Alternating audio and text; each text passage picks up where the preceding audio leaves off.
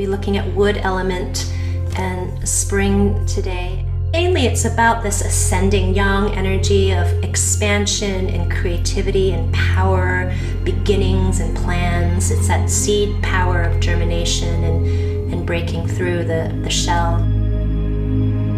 In our bodies, we can explore the strength of spiraling patterns as a way to give us more resilience and also access more inner strength.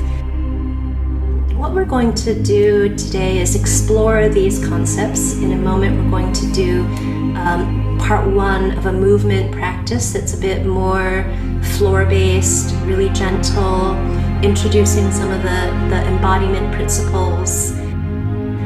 Then we'll come back and I'll give a little presentation. I have a little PowerPoint presentation of the wood element to share so you can get some ideas and context.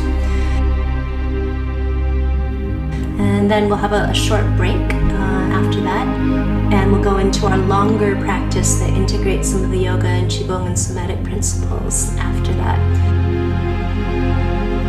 We're going to do some dragon practices. Dragon is a celestial animal related to the wood element, and dragons are very exciting. They are definitely related to the ushering in of spring and this sense of dynamism and creativity, but also a confidence and a determinism to change and transform in a way that is beneficial and benevolent.